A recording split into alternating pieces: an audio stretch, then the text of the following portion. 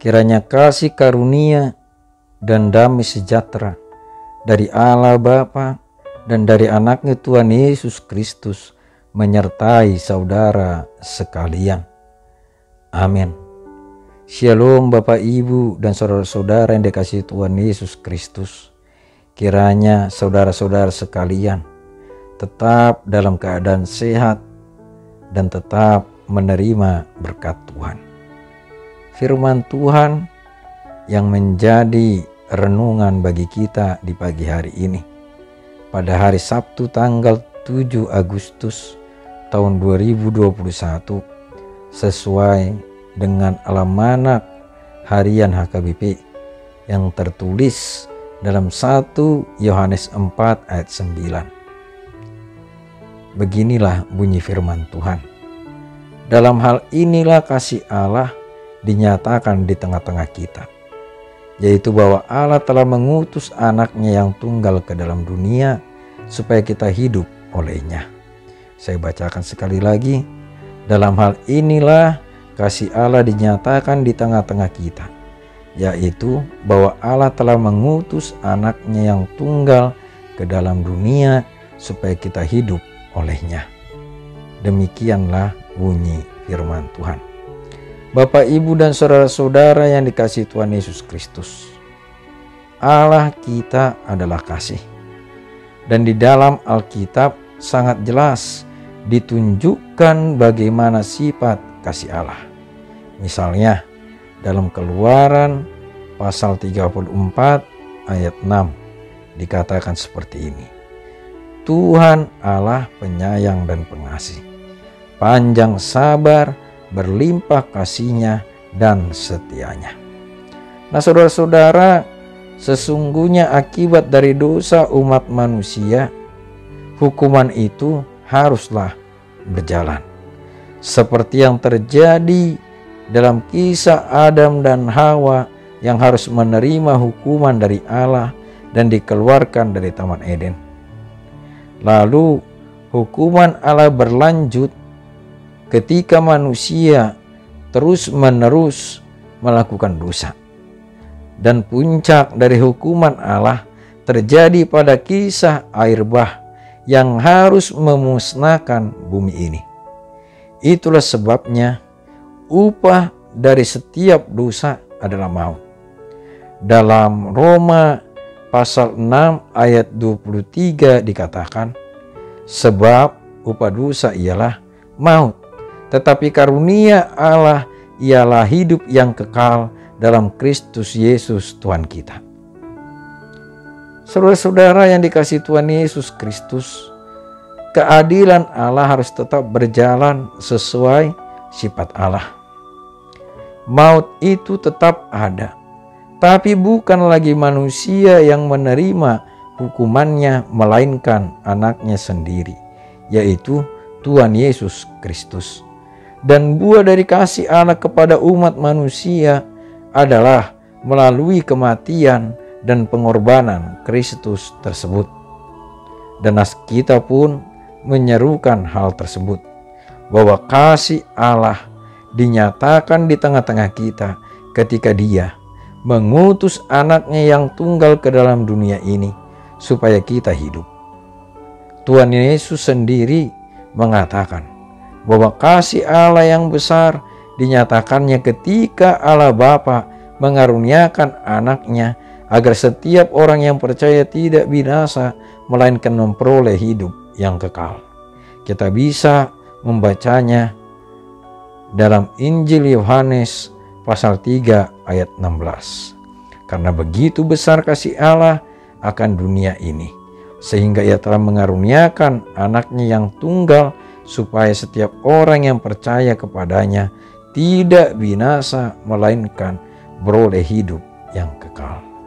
Nah Bapak, Ibu, dan saudara-saudara yang dikasihi Tuhan Yesus Kristus, cerminan hidup atau sikap hidup orang Kristen adalah berbuat kasih.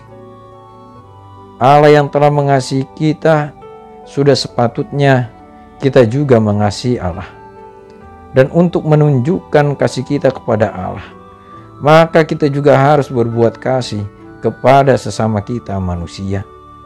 dan melalui pengorbanan Kristus yang telah kita terima demi keselamatan dan hidup yang kekal.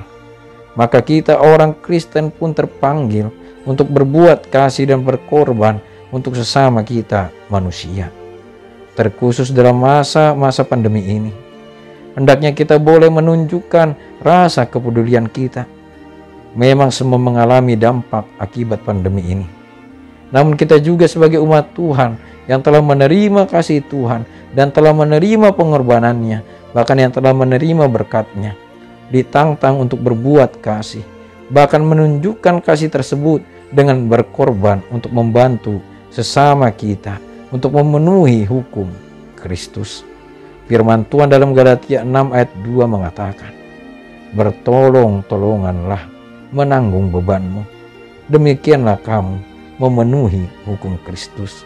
Dan percayalah saudara-saudara, ketika kita bisa saling membantu di dalam kesusahan, maka berkat Tuhan pun akan tetap kita terima berlimpah-limpah di dalam hidup kita masing-masing. Dan saya mencoba mengutip firman Tuhan untuk menguatkan kita untuk saling menolong. Dalam Keluaran pasal 16 ayat 17 sampai 18. Demikianlah diperbuat orang Israel. Mereka mengumpulkan, ada yang banyak, ada yang sedikit. Ketika mereka menakarnya dengan Gomer, maka orang yang mengumpulkan banyak tidak kelebihan, dan orang yang mengumpulkan sedikit tidak kekurangan. Tiap-tiap orang mengumpulkan menurut keperluannya. Amin. Kiranya Tuhan Yesus Kristus yang memberkati jemaat-Nya. Kita berdoa. Bapa kami yang bertata di dalam kerajaan surga, kami menyembah-Mu di dalam Kristus Yesus Tuhan kami. Kiranya Engkau ya Tuhan yang selalu menyertai dan memberkati hidup kami jemaat-Mu. Kiranya Engkau juga yang memberkati keluarga dan setiap pekerjaan kami.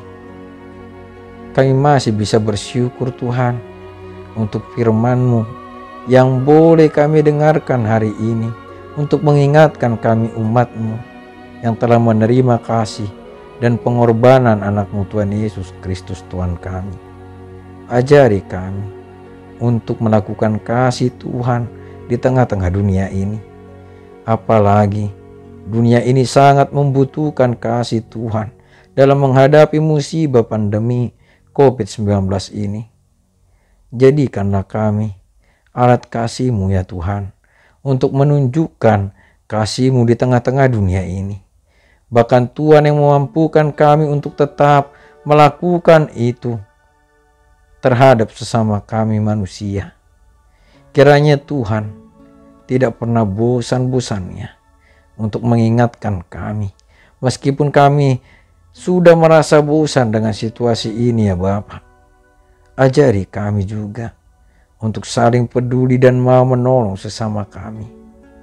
Kuatkan iman dan imun tubuh kami dalam menghadapi keadaan ini, dan jauhkan kami dari penyakit tersebut. Arahkan kami Tuhan untuk selalu taat akan protokol kesehatan. Dan kami juga berdoa bagi saudara-saudara kami yang masih terpapar dan isolasi mandiri ataupun pemulihan akibat COVID-19 ini. Kiranya Bapa juga yang memberikan pemulihan kepada mereka. Ampunkan kami Tuhan dari setiap dosa dan pelanggaran kami.